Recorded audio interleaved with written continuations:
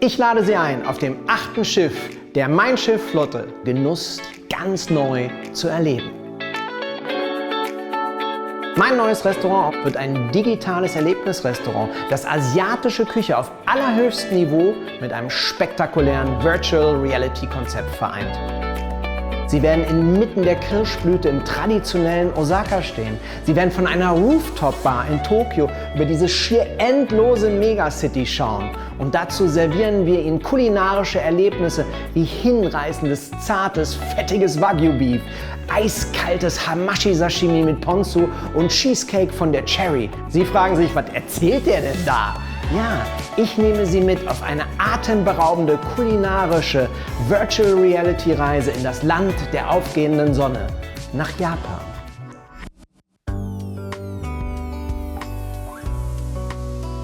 Das Hauptrestaurant Atlantik finden die Gäste nun an einem neuen Platz mit großartiger Weitsicht am Heck. Ein absolutes Highlight ist die integrierte Bar, wo sich nicht nur der Aperitif, sondern auch der Digestif genießen lässt.